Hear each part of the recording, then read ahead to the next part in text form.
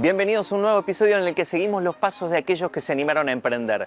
Hoy vamos a conocer la historia de Juan Navarro, segunda generación de Churros El Topo, fundada en el año 1968 por Hugo y Cacho.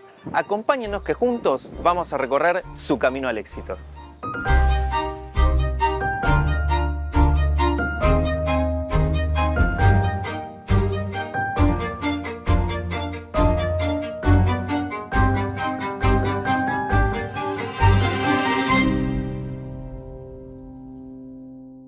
¿Cómo empieza la historia del Topo? La historia del Topo arranca a mediados de los 60, dos amigos, mi viejo Hugo y mi padrino Cacho, ambos con sus respectivas compañeras, por supuesto. Ellos repartían películas, hacían combinaciones de películas en los cines. Venían 4 copias o 3 copias fraccionadas. Entonces, por ejemplo, en el cine acá de Microcentro, la película arrancaba a las 3 de la tarde y en el de Belgrano arrancaba a las 4. Entonces terminaba esa fracción de película y había un muchacho con una moto que iba rapidísimo a otro cine, al de Belgrano, entregaba la fracción y en ese cine agarraba otra fracción y se la llevaba al cine de Caballito. La gente que hacía esto se llamaban combinadores. Mi padrino y mi viejo trabajaban de eso, hasta que los dos tuvieron un accidente, con 2 o 3 meses de diferencia. Graves los accidentes. Y el primero que se recupera es mi padrino, y como no quería volver a trabajar con la moto, encontró trabajo en una de las churrerías más famosas de la ciudad de Buenos Aires y del AMBA, que abastecía de churros a todas las panaderías. ¿Sí? Entonces él se ocupaba de lo que era la logística de repartir. Y vio que había una cantidad de churros que se repartían y vio el negocio y le dijo a mi viejo, Hugo, tenían 25 y 26 años, imagínate. Hugo, es por acá, vamos a vender churros. Mi viejo era tornero, se daba mucha maña con el armado de máquinas.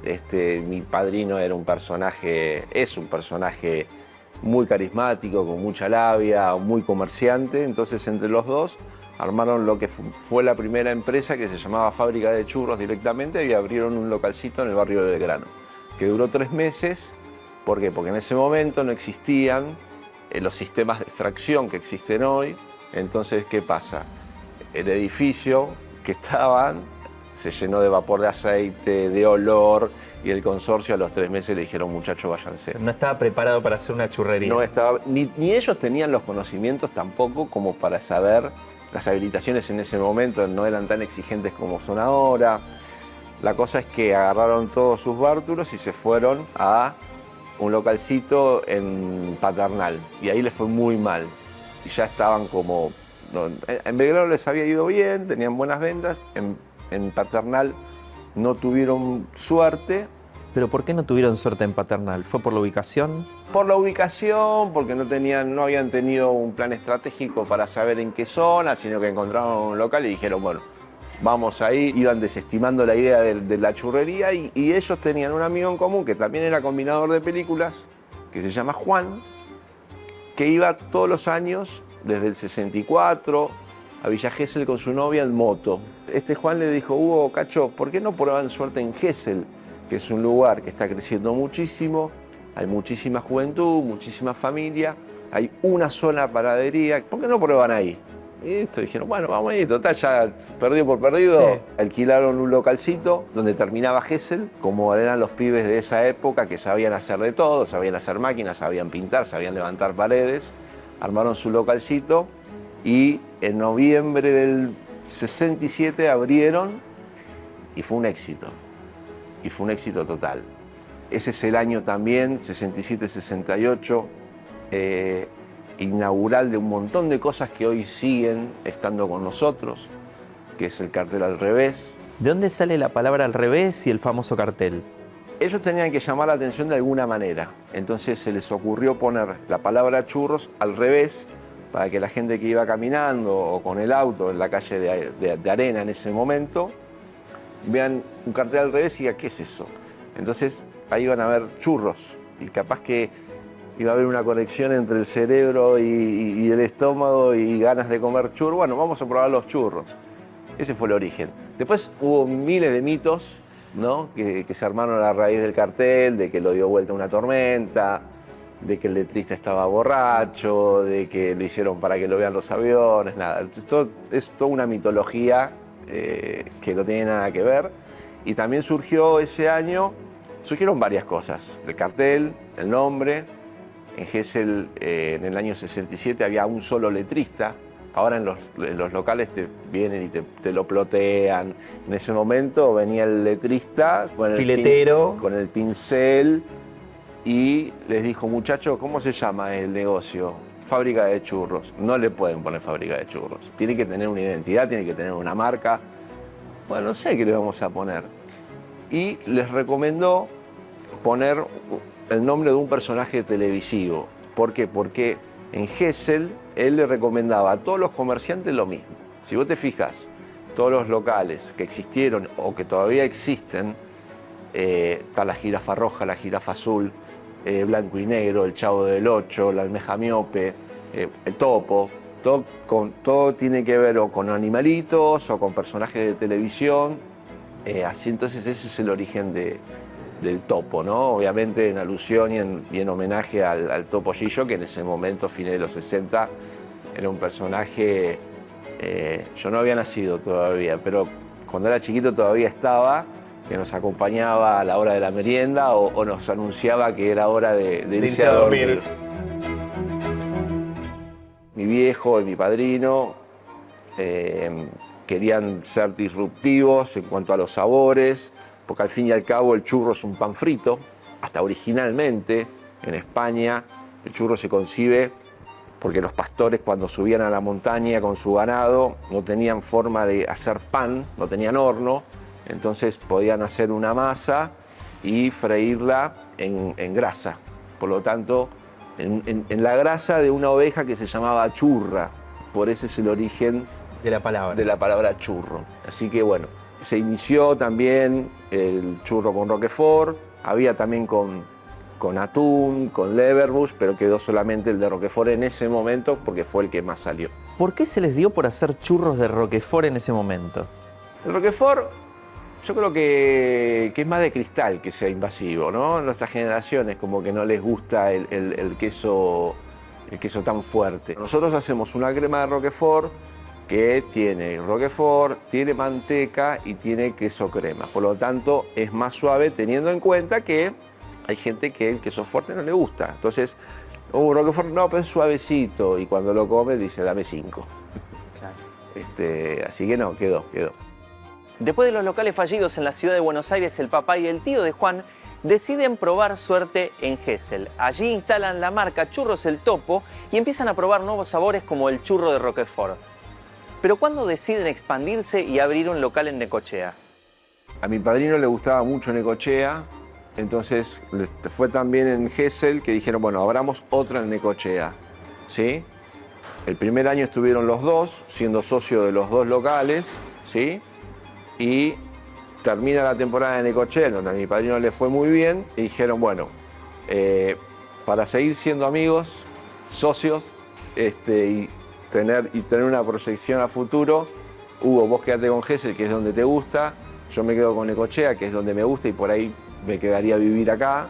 Entonces siguieron socios de marca, pero no de unidades de negocio. Ah, ok, o sea, es como hacían billeteras separadas. Exactamente. Y lo único que hacían era consultarse sobre todo lo que tiene que ver con la marca y con el producto. Totalmente, son socios de marca y cuando había alguna maquinaria nueva o alguna modificación en la fórmula, en la receta o alguna mejoría, se compartía esto, como nosotros actualmente lo hacemos lo hago con mis hermanos, con mis primas churreras, que son las hijas de mi padrino, tenemos esa manera de trabajar. Eso fue en el 68 y en el 69. Después pasó muchos años hasta que empezamos el desarrollo, la segunda generación de todos los locales que tenemos ahora, ¿no? Claro, porque en ese momento era, bueno, somos nosotros dos, sí, y se mantuvieron así como sí. en esa postura de tener un solo local y atenderlo bien. Hijos muy chicos, iban a trabajar toda la familia. Por el local de Gesell, te puedo hablar por el local de Gesell, pasaron mis abuelos, por supuesto mi mamá, pasaron mis tíos, pasaron amigos que decían, bueno, venite a hacer la temporada. Fue muy familiar, Claro. ¿no? Háblame de tu infancia rodeada de churros. Y mira, yo siempre digo que nací dentro de una churrería, porque fue tal cual. Yo huelo vapor de aceite y para mí es oxígeno. Yo siempre vivimos en la ciudad de Buenos Aires, mi viejo se iba antes, en octubre, yo terminaba con mis hermanos, terminábamos las clases y nos íbamos a Gesell, diciembre. Yo al ser el menor, fui el más renegado, el más, el que no quería saber nada, el que quería ir a la playa. Mis hermanos por él empezaron a laburar a los 10, 11 años, lavando bandejas o atendiendo el mostrador, ayudando. En esa época, hoy por ahí está mal visto, en esa época era algo normal. Pero bueno, yo hasta los 18 años dije, no trabajo. Si me necesitan algún día que llueve y sale todo el mundo de la playa y se va al local, voy, doy una mano, cobro, atiendo. Pero fijo, hasta los 18 años yo no quise trabajar, porque aparte a mí no me gustaba. Claro. Y después hubo así como un quiebre, Sí, porque empezaste a sentir esa vocación churrera. me junté con mi mujer, ella tenía 2 hijos, nosotros tuvimos uno más, y bueno, estaba la necesidad de volver al negocio. Pero para mí fue muy positivo lo que pasó, porque yo al irme de la empresa familiar, si bien yo iba a los veranos a trabajar, en invierno yo me dedicaba a otra cosa, estudié, hice la carrera universitaria, escribía, salir a otro mundo, ¿no? Conocer otras cosas, para mí fue muy virtuoso en cuanto a mí y en cuanto a la visión de la empresa. Cuando eras chico, ¿te imaginabas estar al frente del negocio? No. Cuando yo era chico me imaginaba viajando por el mundo, yendo a Roma, a Egipto, a Grecia, a estudiar las civilizaciones, me gustaba mucho la antropología, me gustaban mucho las películas históricas, me habré visto 10 veces Jesús de Nazaret, la que dura 6 horas. Yo soy un fanático de la historia, Claro. me encanta. ¿Y cómo fue que dijiste es por acá? Nunca quise ser churrero, pero sí me interesaba ser empresario de los churros, ¿no? Entonces yo veía que toda mi familia eran todos churreros.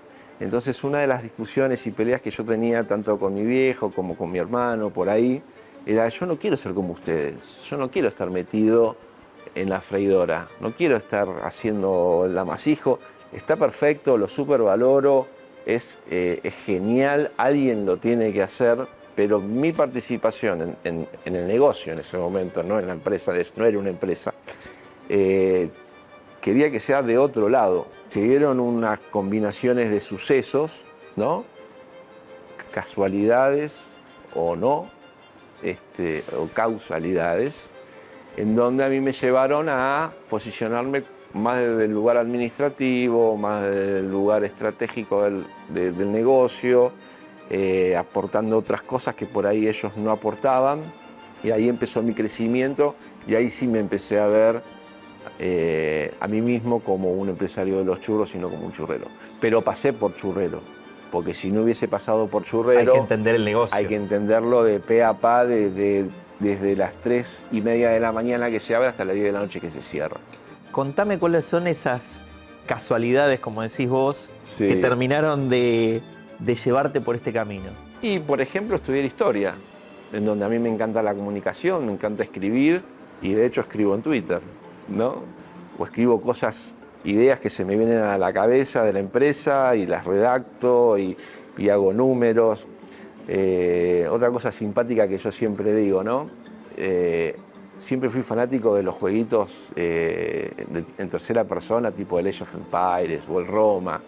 Y yo digo, yo no estudié administración de manera académica, pero esos jueguitos a mí me ayudaron a pensar cómo administrar.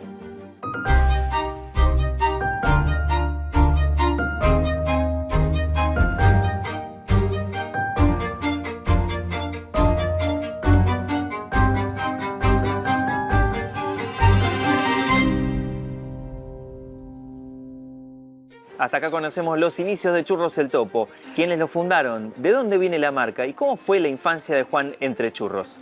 Quédense con nosotros que hay mucho más por descubrir de esta historia. Bienvenidos a este segundo bloque de Camino al Éxito, en el que Juan nos cuenta el momento en el que toma control de Churros el Topo para traer la churrería a la ciudad de Buenos Aires.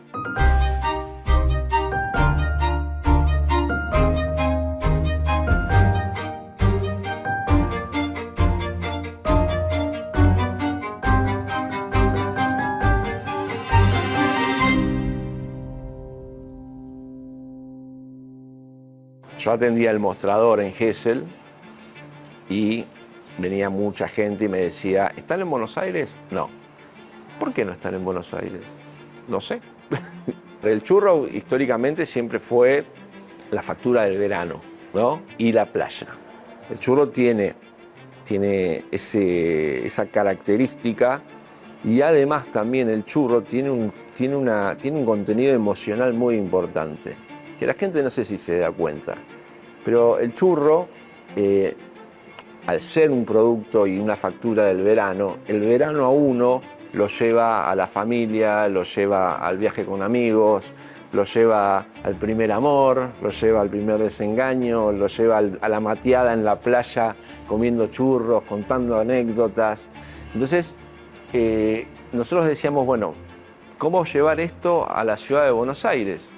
Me decían, vos estás re loco, te va a ir mal. O sea, lo que ganes en invierno lo vas a gastar todo para cubrir las pérdidas del verano, porque en verano no te va a comprar absolutamente nadie churros. Bueno, pero quiero probar. ¿Me das una mano?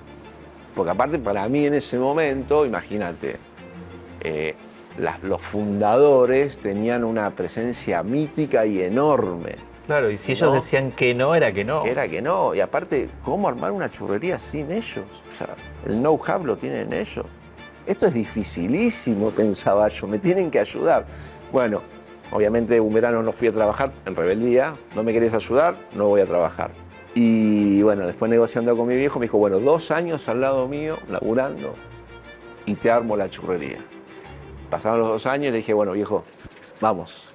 De ninguna manera. Estabas con el calendario sí. Tachando los días. Sí, y me dijo, de ninguna manera. Le digo, ¿cómo? No, si vos me habías dicho que sí. Bueno, tiré afloje, me lo armó con una cara de enojo absoluto. ¿Por qué?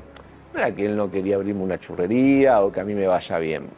Él, jefe de familia, quería que todos estemos juntos. No quería que una persona se vaya y se le descontrole todo lo que tenía armado perfectamente, ¿no? Entonces yo decía, yo me voy a la churrería en Buenos Aires, pero en verano voy a seguir trabajando acá, quédate tranquilo.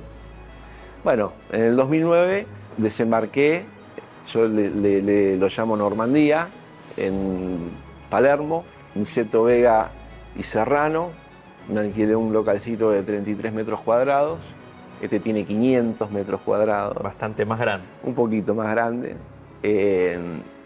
Y mi viejo me hizo una cocina, una freidora nada más. Con esto vas a estar bien. A la semana lo llamé y le dije, necesito otra freidora porque no doy abasto. Y la verdad que fue increíble. Pero yo, cuando desembarco en la ciudad de Buenos Aires, desembarqué con un criterio de negocio como el de la costa. Con la estética, con la relación con el cliente, si vos ves un local del 2009 a un local de ahora, es un rancho, ¿me entendés? Entonces, yo no fue un error el que cometí, sino que aposté ahí, porque era lo único que conocía también. Bueno, después vinieron otras aperturas, la segunda generación, mis hermanos y mis primas, a partir del primer paso que di yo de decir, bueno, abro otra. Ahí arrancaron todos, ¿viste? Claro, él lo hizo, yo lo quiero hacer. Obvio, si el más chiquito pudo, ¿por qué yo no? Claro. No, mi hermano me lleva 10 años, mi hermana 8, así que arrancaron también y ahí empezó la primera expansión de las primeras madrigueras posteriores a las madrigueras madres, que fueron la de Necochea y la de Gesell. ¿Cuántos locales hay del Topo hoy? 22. 22. 22, todos familiares, y a fin de año van a haber 27. Uno más en la ciudad de Buenos Aires, 2 más en Mar del Plata, 1 más en Costa Esmeralda y otro más en Tandil, que ayer firmaron contrato. ¿Hay alguno que sea franquicia o todos son familiares? Todos de la familia. Bien. Todos los locales son financiados y gerenciados por miembros de la familia. Tenemos un gran directorio, que es un grupo de WhatsApp, en donde comentamos, discutimos, nos queremos, nos odiamos. Las empresas familiares son muy difíciles. Por suerte ahora estamos yendo hacia un protocolo familiar, en donde creo que va a ser muy positivo para todos. Y tenemos esta particularidad, ¿no? Que el que quiere crecer crece y el que no quiere crecer no crece, ¿no? No sé, un familiar, no voy a dar nombre porque después me va. Claro. Un familiar que tiene un local y no quiere crecer porque él es churrero y se quiere quedar ahí y no quiere crecer más, no quiere tener más, más problemas de los que tiene, ¿no? Se queda ahí. En cambio yo, que digo, bueno, voy a tener 8 locales en la Ciudad de Buenos Aires, a 5 años quiero tener 15, ¿no? Y a mí, en esta organización que tenemos, no me detiene nadie porque sigo manteniendo el producto como tiene que estar, porque la inversión es mía, porque lo gerencio yo. Entonces tenemos ese dinamismo que es muy interesante, que no todas las empresas familiares lo tienen y que genera menos rispideces de lo que genera una empresa familiar, multifamiliar en nuestro caso, que es bastante difícil. Y es lo que nos posibilita crecer también. Lento, porque al no tener franquicias, el crecimiento es lento, para mí es más seguro, me gusta más, vísteme despacio que estoy apurado, ¿no? Con cabeza, pensar estratégicamente, también con intuición, ¿no? Yo me considero un tipo muy intuitivo, muy cerebral, pero muy intuitivo a la vez. Cuando veo algo por intuición, ahí lo llevo a la cabeza y lo analizo, ¿no? Pero me gusta esa manera que tenemos de organizarnos. ¿Y cómo funcionan en comunicación y redes sociales? Yo manejo Twitter. Y bueno, mi sobrino maneja Instagram, que por lo general reposteamos todo. A veces generamos contenido en Instagram, pero yo manejo a Twitter de manera un poco dictatorial. Está bien, como tiene que ser. Pero lo que pasa es que al principio un poco como que generó un poco de ruido, sobre todo cuando empecé a ser un poco más osado y a generar lío. Pero claramente los hechos te demuestran que está bien manejada la cuenta, entonces ya llega un momento en donde te dan total libertad. Y aparte hay una realidad, ¿no? Yo soy el que está en la Ciudad de Buenos Aires, el resto están todos en el interior.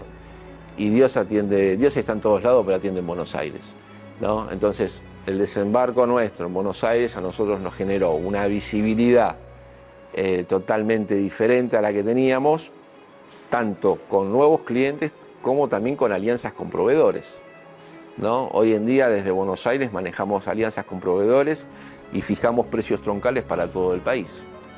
Una bolsa de harina no sale lo mismo en Bariloche que en Buenos Aires, por la logística, por el distribuidor, por lo que sea. Bueno, de acá decimos, bueno, yo te compro a vos acá para la Ciudad de Buenos Aires, pero me mantenés el mismo precio para todo el país. Hubo un influencer que hizo un tweet. Y ese es el antes y después de Twitter, ¿no? Yo siempre digo que hay como, bueno, yo tengo formación en historia, por lo tanto siempre trato de analizarlo de esa manera.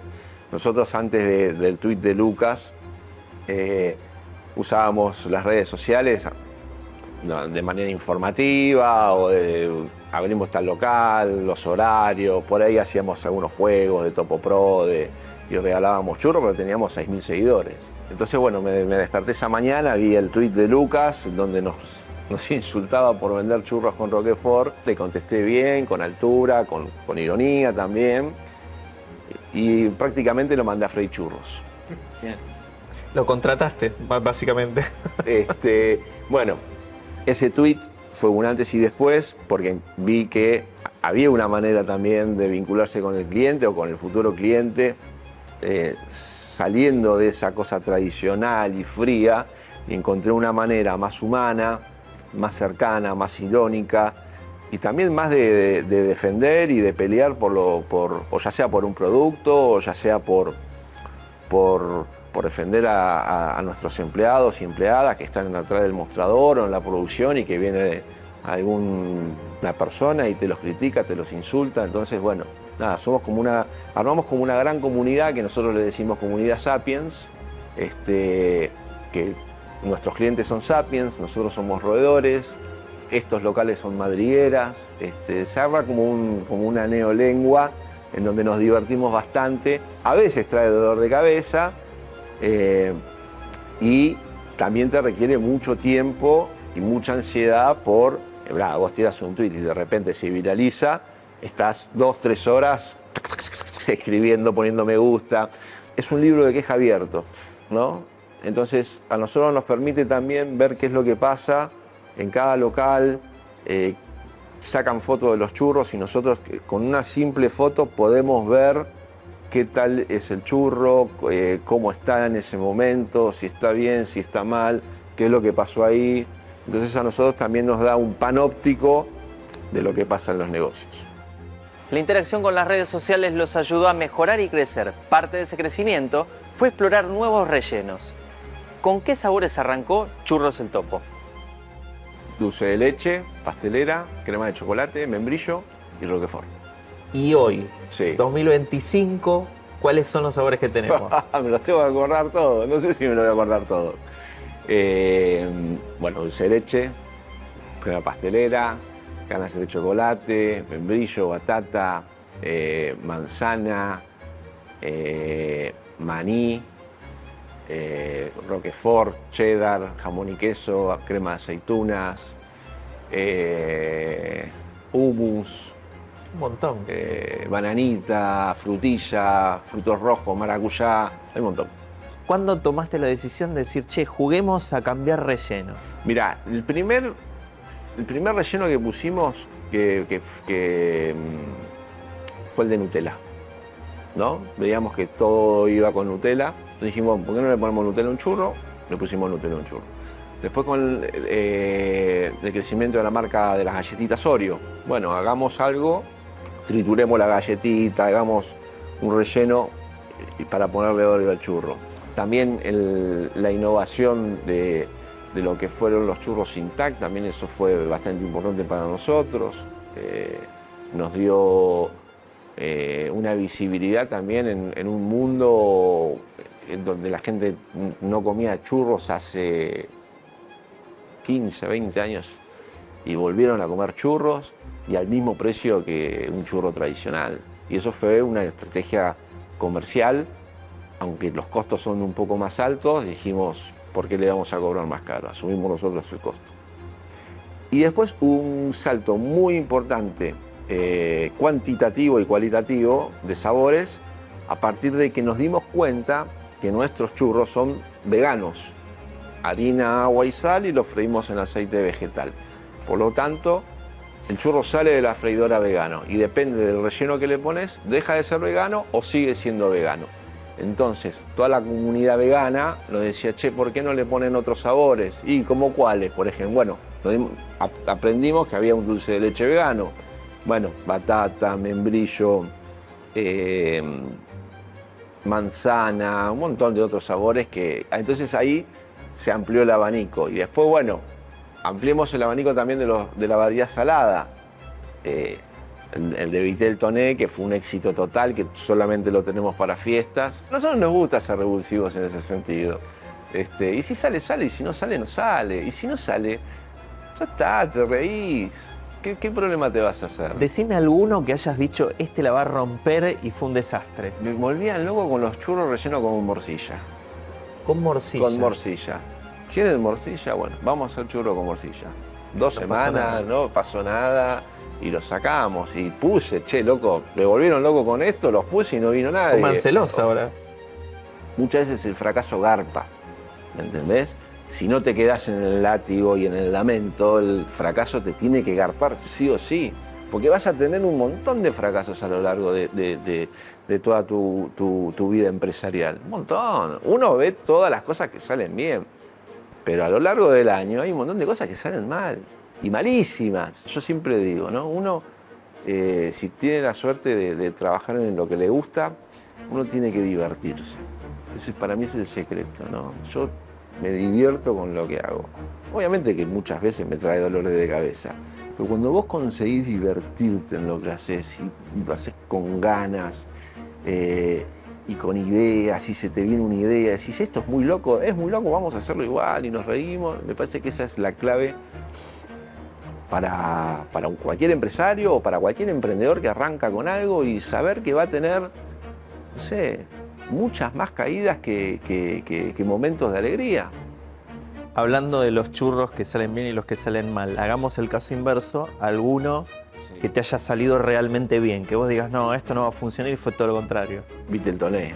Viteltoné. Sí. Yo dije, esto va a ser una locura. Lo probé yo, me gustó. La venta fue terrible, pero más que la venta también fue lo mediático. La Nación, Clarín, Infobae, medios de Chile, en España, churros rellenos con Viteltoné. Más que el rédito económico de la venta del producto fue lo mediático, ¿no? Fue salir en todo con publicidad orgánica y gratuita. Nosotros no tenemos publicidad paga. Es todo orgánico. Es todo orgánico. Ahora lo único que tenemos pago es que somos sponsor de Sacachispas. Hicimos una acción que nos sirve a los dos, pero después, eso es algo que nos enseñó mi viejo, mi vieja, que nos decía, yo no pago publicidad. Y yo en su momento decía, vos estás equivocado. Igual ahora lo reviso, te digo. Sí, ¿Por qué? pensás. Sí, ¿por qué? Porque hoy en día la marca llegó a un lugar en donde te llaman a lugares en donde decís, bueno, tenés que estar. Y la empresa tiene un tamaño importante. Antes, teniendo 2 locales, 3 locales o 4 locales, hacer una inversión para estar o para sponsorear un evento de un grupo de música o de algo, era mucha guita. Hoy, con la amplitud de locales que tenemos, ¿no? Con la cantidad de locales que tenemos, capaz que decís, bueno, ahí me tengo que meter. Hoy la gente también consume marca. Y nos estamos dando cuenta ahora de eso. Hubo un cambio de paradigma en el comentario de la gente. Antes la gente decía, estos churros están buenísimos, le decían. Y ahora lo que dice la gente, mirá, el Topo, le dice. ¿Es diferente si es una churrería X que si es un churrero del Topo? Sí, pasa. Sí, totalmente. Nosotros vendemos, yo siempre le digo a los canasteros, a los vendedores, que no son empleados nuestros, son revendedores. Te digo, cuiden la remera, cuiden la presencia, porque ustedes no venden por ustedes. Ustedes pueden ser peores vendedores o mejores vendedores. Y la diferencia va a ser en la cantidad de docenas que venden. Pero ustedes tienen un piso de venta solamente por la remera. Después, si son gancheros, si se arman la clientela, van a escalar. Pero sí, hoy yo siempre les digo, ustedes háganse de cuenta que están vendiendo una gaseosa de primera marca. Y el resto, no por desmerecer la mercadería, porque hay churrerías que tienen muy buenos churros, pero no tienen la marca, es como una gaseosa de segunda o tercera línea.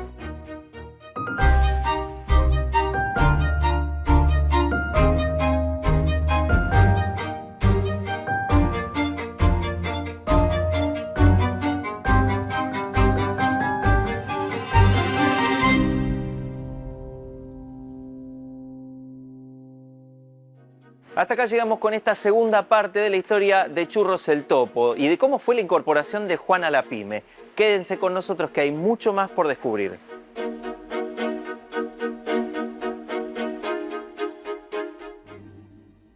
Bienvenidos a este tercer y último bloque de Camino al Éxito, en el que Juan nos cuenta cuáles fueron los momentos difíciles con Churros el Topo.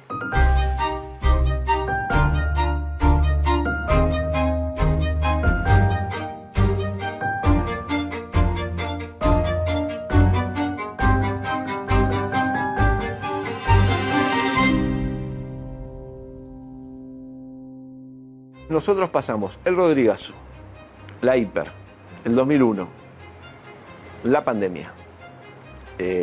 Y siempre fueron momentos difíciles, ¿no? Del Rodrigazo no me acuerdo, no estaba.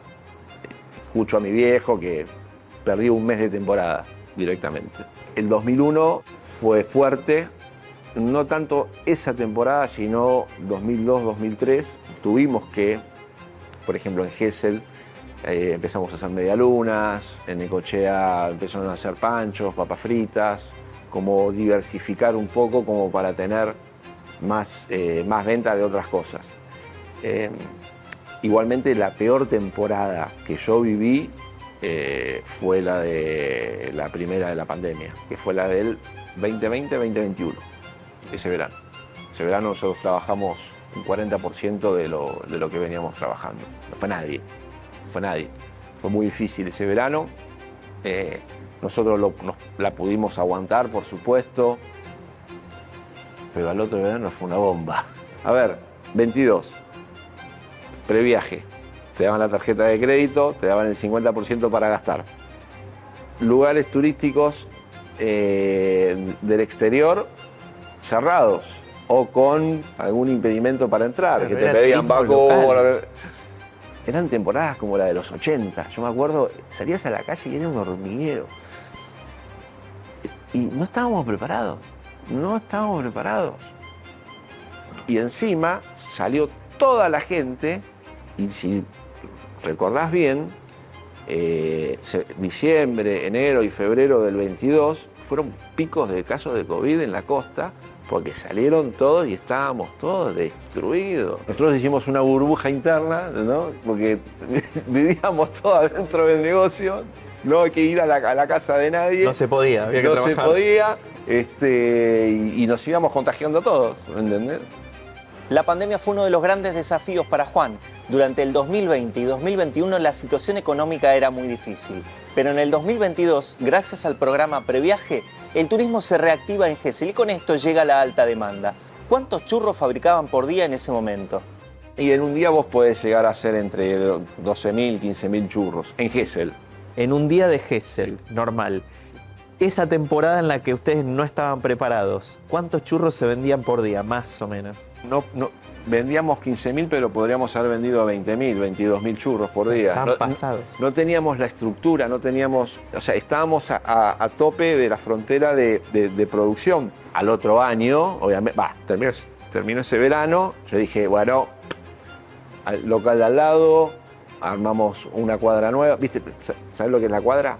La cuadra en panadería le decimos al lugar donde se hacen las cosas, donde se elabora. Cuadra nueva, afuera, atrás, freidoras nuevas. El 23 no me va a agarrar mal parado. El 23 fue un buen año también.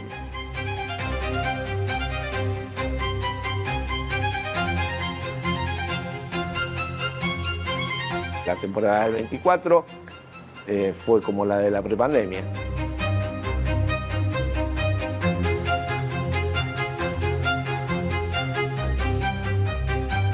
Y la del 25, este verano que pasó, estuvo más o menos bien, estuvo ahí. ¿Cómo es emprender en Argentina? Es dificilísimo, pero a la vez es como la física cuántica, ¿viste? Y vos decís, wow, mira todo esto. Ahora cuando la entendés, es maravilloso, porque vos te cambia la coyuntura en 6 meses o en un año y pasás de laburar con una inflación del 25% anual al 2% anual. Con proveedores que no te quieren vender, a proveedores que te dicen, bueno, pagame a 60 días. Y financieramente te vas acomodando. Y después cuando uno va afuera, por ejemplo, a mí me gusta viajar y tengo la posibilidad, veo que todo es tan organizado y tan previsible. Yo digo, nosotros llegamos a venir acá y la rompemos, ¿me entendés? Porque tenemos un doctorado y tenemos una cabeza. No solamente los emprendedores o los empresarios. Yo veo gente que conozco que se ha ido a trabajar afuera, o a España, o a otros países, en donde sobresalen, ¿me entendés? Por la velocidad, por la toma de decisiones, porque, viste, hay burocracia, dale, vamos para adelante, hay burocracia. Estamos acostumbrados a la burocracia.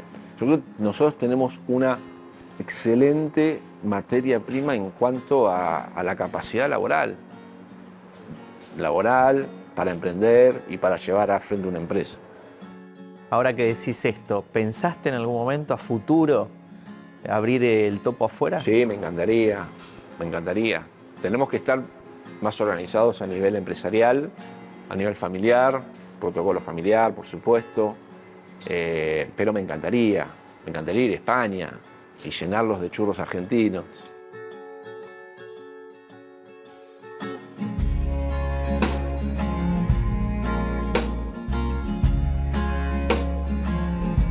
Yo fui hace un par de años a la empresa que abastece, a la número 1 que abastece a chocolaterías, churrerías en toda Europa, ¿no? Y yo le mostraba mis máquinas, me decía, hombre, qué arcaico que es lo que tenés. Muy arcaico. Digo, sí. Digo, ¿sabes cuántos litros gasto de aceite por mes? Tanto. Hombre, se quedó, ¿viste? Claro. Te hago todas las máquinas que quiera, me dijo. Ahí hay picardía con los ingredientes. Claro. ¿Qué consejo le darías a alguien que quiere emprender? Que va a tener un 90% de momentos pedorros, malísimos, y donde va a querer terminar con todo. Yo le digo que se concentren en ese 10% que está satisfecho y que le gusta, y que ese 10% a la larga en el camino va a ir bien, va a ir bien. Yo muchas veces quise tirar todo por la borda, aún haciendo lo que me gustaba. No me sentía cómodo, hasta que le encontré la vuelta y me empecé a sentir cómodo. O sea, hay momentos, o sea, no es lineal para arriba, es mucho más lineal para abajo y después levanta. Es muy ciclotímico la vida del emprendedor. Y sobre todo el emprendedor gastronómico, que no tiene lunes, no tiene domingo, no tiene sábado. Mi familia me tuvo que aguantar sábados, domingos sin almuerzos o llegar tarde porque había mucho laburo y había que quedarse limpiando y dejar todo preparado para el otro día. Pero es así, es así. Y si uno también trabaja en equipo, también dar el ejemplo, ¿no? El líder de una empresa, de un emprendimiento, no es el que da órdenes, sino el que se pone a la par a laburar. ¿Qué es el éxito para vos? Tiene varias aristas mi respuesta. Por un lado, trascender. Por otro lado, el éxito tiene para mí la posibilidad de hacer lo que me gusta, de viajar, de pasarla relativamente bien, de poder ayudar a mis seres queridos. Por otro lado, también tiene que ver con la posibilidad que le doy a toda la gente que trabaja conmigo, ¿no? De ascenso social. Yo estoy súper orgulloso de toda mi gente. Yo le digo mi gente, no es mía, pero es mi gente. Cuando yo veo que viene uno de los muchachos o de las muchachas y me dice, pude alquilar, me voy a vivir solo. No me pongo a llorar, pero me lleno de orgullo, ¿me entendés? Lleno de orgullo, porque para mí es fundamental que esta empresa sea una posibilidad. A mí me encanta. Y por otro lado también la continuidad de lo que alguna vez empezaron mis viejos, a todo pulmón, de noche a noche, y que hoy sea esto.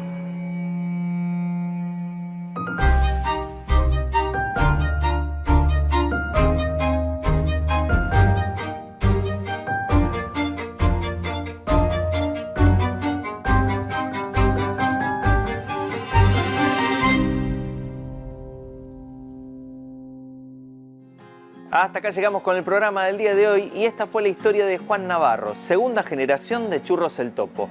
No se olviden de seguirnos en las redes @unifeteoficial y denle clic a la campanita en el canal de YouTube, así ven los videos cuando los subimos. Nos vemos la semana que viene con una nueva historia de Camino al Éxito.